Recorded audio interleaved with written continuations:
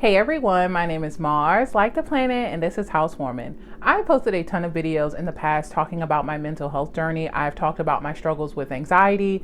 I have talked about me going on Lexapro and then coming off of Lexapro. I have talked about my struggles with having an eating disorder. And if you are interested in hearing the full story of my entire mental health journey, I have a ton of information in it. And I do think it's important to just share your story here on the internet just to let people know that they are not alone and that what they are going through is not uncommon. They're not crazy, that there is someone out there like them that is going through or has gone through the same thing. So I will link all of those videos down below if you are interested in kind of going down the rabbit hole and just seeing those other videos. But today I'm going to be talking about my journey with therapy and why I quit therapy. So to recap, I have social anxiety.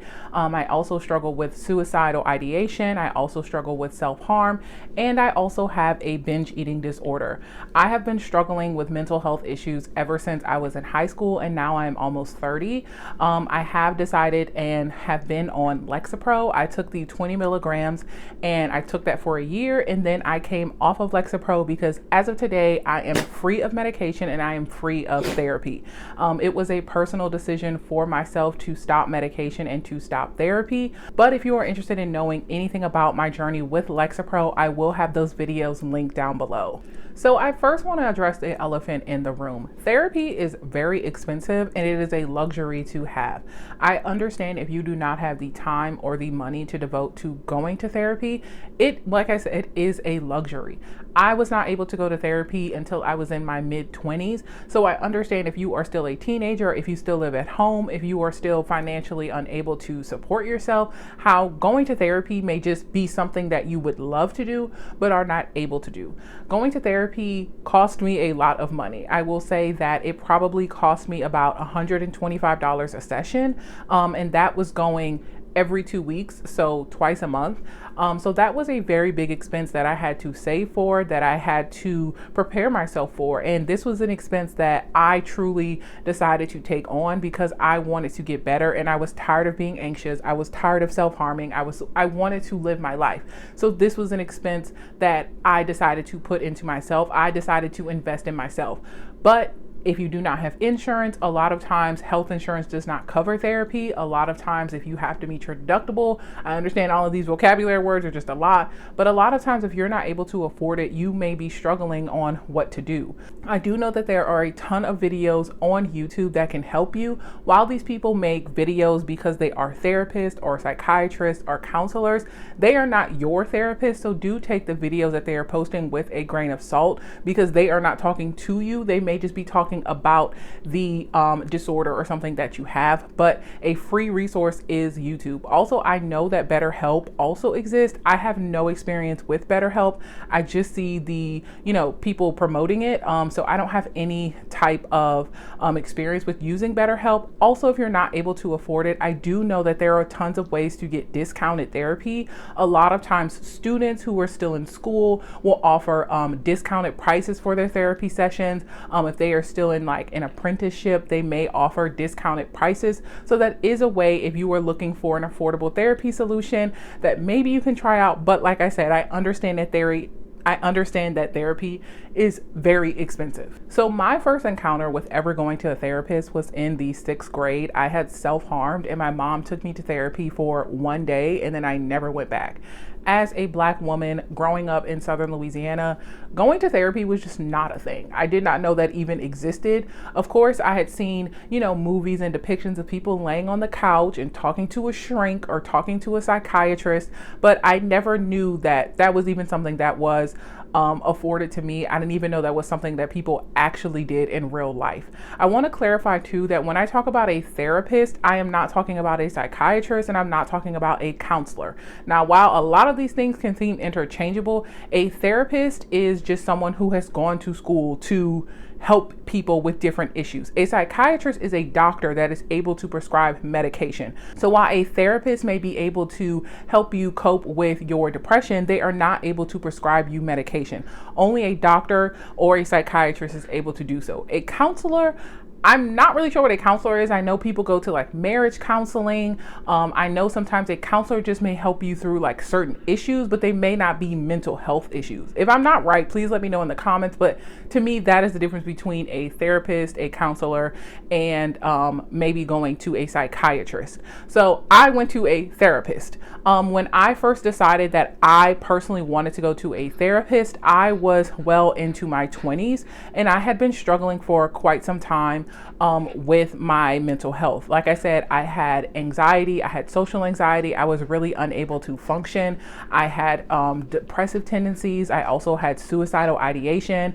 I had self-harm tendencies. I also was really struggling with a binge eating disorder. So yeah, I was just at my wit's end, and I was just really struggling, and I really wanted some help. If you see movement, that is my dog Cole. He is having the best time of his life right now. But anyways, so I finally decided to go to therapy. Thankfully, through my mom's job, I was able to get 6 free therapy sessions. And so I knew that I was able to go to therapy at least 6 times for free and just see how I liked it. So to look for a therapist, I went on Psychology Today. I think that's the website. I will have it linked down below. And that is kind of the resource that I use to find a therapist. You can also check off the different types of therapists that you want based on their race, their gender, their religion, whether they are LGBTQ plus friendly. There are a ton of different ways that you can find the therapist that best fits you. You also want to make sure you're finding a therapist that specializes in what you are dealing with. A lot of different therapists deal with a ton of different things, so you want to make sure you find a therapist for you. After that, it was a little bit of a struggle. I will say that the entire therapy process is just, it's really difficult, especially when you might have social anxiety, especially when you might be depressed, especially when you're just struggling and you're barely like able to keep your head above water. Finding a therapist, going to therapy, and then paying for therapy and then sticking with therapy is just not an easy thing. I had to kind of call around to different therapists and ask them, hey, do you have any availability at this time during this day? And some therapists just straight up said no. They have other clients that they are helping at the same time as you, so they may not be able to have the particular time that you want. I know some therapists only work till 4 p.m. and I need a therapist that I could see after work. And some therapists are like, sorry, my offices are closed. Like, I'm just not able to help you. I know some therapists were like, oh, can you come and see me at 2 p.m.? And it was like, no, girl, I got a job to do. I got to go to work. Also, too, now that the pandemic has kind of been over, a lot of people have switched over to Zoom calls. But at the time, I decided to meet my therapist in person. So the first therapist I ever went to was a Black female. And I will say that I did enjoy her. I think that all of the therapists that I went to, there were 3 of them, were lovely. But I will tell you the signs that I noticed to know when it was time for me to quit and it was time for me to move on. So the first therapist I went to was in person. I met her in an office. I really did like her setup. She had a nice sofa to sit on. It was just a very small office, and there was like rain noise playing, and I really did enjoy going to her. I think at the time, like, I was just very new to therapy. I think something you want to remember when going to therapy is that you have to be open. You have to be ready. You have to be in the mindset that you want to get better. If you are just closed off to the idea, if you're not wanting to change, if you're not wanting to be receptive, therapy is just not the time. Like, don't even bother going. You have to go when you're ready to be open to change. You are only going to be receptive to the things you're hearing and actually going to practice. If your therapist is giving you coping mechanisms and you're not actually going to go home and do your homework, then what is the point of even going? You also just have to be receptive to being honest with your therapist, to being open with your therapist. If you are struggling with being honest with your therapist, you are wasting your own time and money. You are paying them, remember, at the end of the day. So remember that you need to be honest so they are able to help you. Another thing that I did struggle with as well is that therapy takes a long time to work. You think that going to a session 3 times is going to fix you. That is really not the case at all. For me, I went for 1 hour every other week. So when you really do the math, out of 1 month, I was only seeing my therapist 2 hours. That is not enough time at all to even cover the basics of the basics. That is not enough time at all to talk about my childhood, to talk about my present, to talk about what I want to work on. It moves very slowly.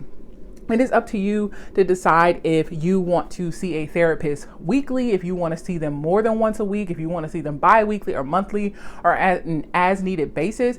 But you definitely need to realize that therapy is going to take time. So I kind of went in it with an open mind, but I think at the time I was just not ready, like, to accept the fact that this was going to take a minute. Like, I was just kind of like, oh my God, it's been 4 sessions. Like, I still feel bad. And I think I started to see red flags in my therapist, and I kind of started to realize that my therapist maybe wasn't for me. So I did like her. I did like the way that she talked to me. She was a Black female. I felt that she was very educated. However, I do think that she kept suggesting that I get on medication. Now, spoiler alert, I did end up going on medication later on, but at the time I was adamant that I did not want to see a psychiatrist. I was adamant that I did not want to be on medication, and she consistently suggested I be on medication. Now, I do think that it just took a long time to get through my big head that I needed to be on medication. But once again, if your client is telling you, I don't want to do this thing, and you keep suggesting it, it's going to rub them the wrong way, and it's going to push them away.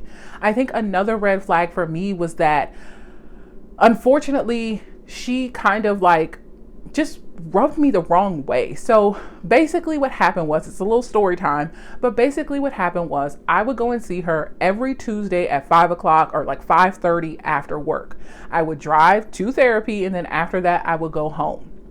Well, one day I just went straight home. I completely forgot that therapy was happening that day. It just completely slipped my mind, and I went home. That is completely my fault. It is up to me. I'm an adult. I should have told her, or I should have remembered. So I completely forget that therapy has happened and passed, and she sends me an email, and in the email, she does not ask me how I'm doing, if I'm okay, nothing. The first thing she says in her email is that I'm going to be charged full price for the therapy session, and she also says that all of my further appointments have been canceled. So that just immediately sent me into a tizzy, because I was just like, you didn't even ask if I was okay. Like, I could have gotten into a car accident. I could have myself, like, anything could have happened. You are dealing with someone that has anxiety. You are dealing with someone that has depression, and you don't even ask like, hey, I just want to make sure you're okay. You missed your therapy session. The first thing out of your mouth is, you're going to be charged for this therapy session. And the next thing you say after, I'm going to have to pay you, is all of my further appointments are now canceled. I was just kind of in shock. I have never been to a therapist that had that type of policy. Once again, I understand that it is my responsibility to show up, and I understand that there are consequences for my actions. But when you are dealing with someone who has anxiety, who has depression, who has all of these issues, you think the best thing to do to penalize them is to charge them and then to tell them that all of their future appointments are canceled? It really kind of almost sent me into a panic attack, and I was just like, there is no reason why my therapist should be causing me more anxiety and more stress. And I just completely got turned off by it. Like I said, she never asked if I was okay. She never checked up on me or anything, and I just didn't like it. And that was kind of like the straw that broke the camel's back for me, that one instance. And honestly, like I said, her canceling all of my appointments, I'm just like, oh, I can't even see if I wanted to. Like, now I'm going to have to like find a way to schedule all of these appointments again, because I've scheduled them, for the future, and you just canceled them. Like, I just don't think that's fair. I really think that's a bit extreme and a bit harsh, especially because I told her, I was like, yeah, I'm sorry, but I forgot. Like, I don't know. But those were my 2 red flags. The fact that she kept suggesting that I go on medication, even though I wasn't ready. And 2, the fact that she had such a harsh policy for missing a session. Like, maybe I'm selfish, maybe I just don't see it, but I just didn't like that. And I sent her an email back, and I told her I would not see her again. I told her, thank you, but that just seemed a little bit extreme. I did not appreciate that she didn't even ask how I was doing, or if I was okay, or if something had happened to me, or if I was sick or something. She had nothing to say. And I was just completely done, and I decided that was the end. That was when I decided to break up with my therapist. So that was therapist number 1. Number 2, I really liked her. She was a Black female, but this time we met over Zoom, which was a lot more easy. I didn't have to worry about missing a session. I didn't have to worry about, showing up late or anything. She just sent me a link, and I was, oh my God, Cole. So the next therapist that I saw was over Zoom. This was during COVID at the time. And I kind of had in my head, okay, this is going to take longer than I think it will. This is probably going to take, about 6 months. Also, this is going to be expensive. I kind of went in it more prepared, and I kind of took my little training wheels off. I was more prepared of what to expect from a therapist. So I really liked her. She was a Black female once again, and I thought she was so cool. I thought she was just really fun.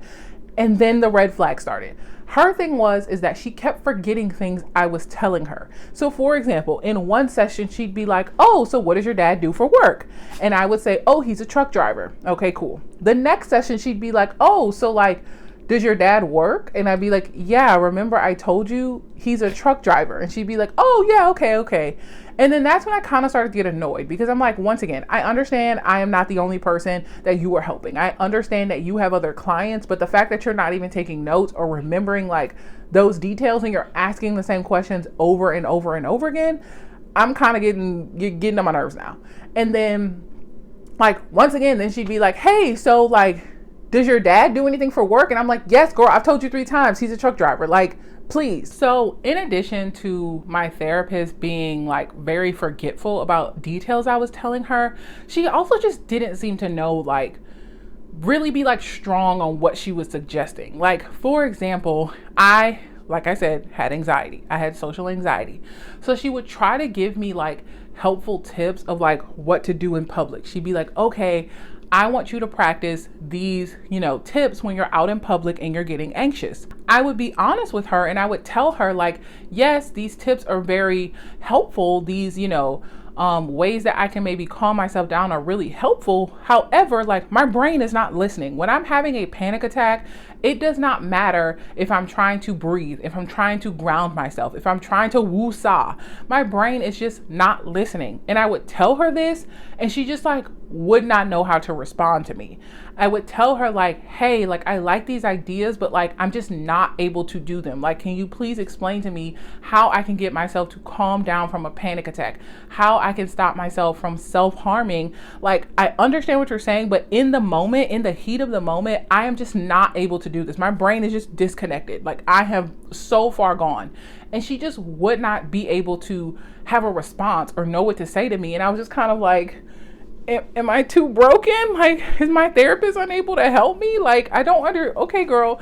And that kind of once again, started to rub me the wrong way, because she just would not be able to help me. It felt like she was just giving me stuff that she was giving me tips and tricks I could look up on YouTube. She was giving me tips and tricks that I could read somewhere or get online. It was just kind of nothing felt tailored to me. She did not really remember a lot of details I was telling her. She was, telling me these things. I was just yeah, I know how to breathe. I know how to count to 10. That's not really helping me though.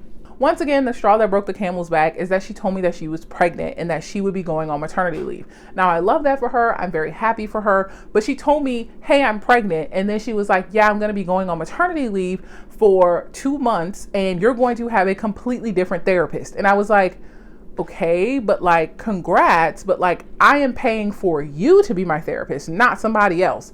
I don't want some random person randomly trying to come in to help me. I don't know. I just didn't really like that. I get it. She's having a baby. She has to worry about her own life. She has to worry about her own things. But at the same time, I did not like being placed with a different therapist who did not know me, who did not know my story, who did not really know how to help me. And then I was only going to be with her for 2 months and then have to then transition back to my other therapist. And I don't know. I'm trying to remember, at the time, I was still struggling with anxiety. At the time, I was still struggling with depression. I was still struggling with all of these things. So it was making me anxious. So now this was the second therapist that was just causing more anxiety than it was worth. I was like, this is the second therapist where I'm just you're making me anxious. You're making me nervous. I don't want to do this.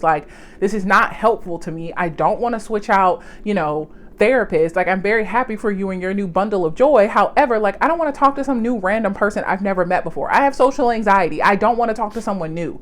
And I get it. I cannot be selfish, but at the same time, I am paying for this service. I'm paying $125 a session for this service. So I think I get to be a little picky about what I want and how I want to be helped. Call me crazy, but That's how I was feeling at the time. Once again, I'm still mentally not well. So I'm still like freaking out over this. I'm still having these delusional thoughts about it. And so I really was just like, a second therapist I don't like what is going on here? So I really started to get discouraged. I really started to think like, is something wrong with me? Like, why am I just not able to find a therapist that works for me? Like, what is going on? I was starting to feel just a little like helpless, like no one was able to help me. I had been through 2 therapists and I was just like at my wit's end. And honestly, third time is a charm, because my last therapist was just godsend. Like, I absolutely loved her. Like, I just thought she was amazing, and she truly knew what she was talking about. She felt very educated on the world of anxiety, depression, suicidal ideation. Like, one time she would say like, hey, so tell me about your high school experience. And I would say like, oh, I really don't remember much. Like, I'm having trouble recalling these details about my life. I'm having trouble recalling like my past. And she'd be like, yeah, that's pretty normal for someone who has anxiety. And I was like mind blown. I was like, what do you mean that's pretty normal? She was like, yeah, a symptom of anxiety is forgetfulness. And I was like, huh? I was like, no one ever told me this. Like, I just didn't know. I just thought I had a bad memory. And it was stuff like that she would just be like, hey, like, you're having nightmares? Yeah, that's a symptom of PTSD. You probably have PTSD from like trauma you were experiencing. And I was just like, oh girl, you cooking, you might know what you're talking about.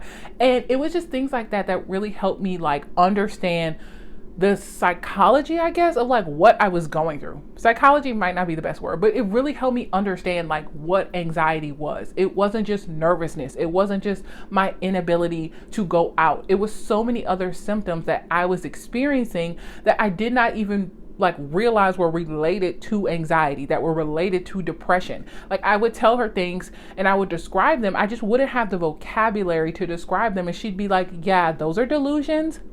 And that's typical for people who have depression. And I was just like, oh, I thought depression just meant laying up in your bed crying all day. And she was like, no, like, you have a high functioning version of depression. But yes, these delusions that you're experiencing, that's depression. And I was just so mind blown by everything that she was telling me. And she really was just like speaking the same language. She really was teaching me. She really was educating me. She was the first person who finally introduced me to the concept of going on Lexapro. She was the person. I had 2 therapists before trying to get into my big thick skull that I needed to go on medication.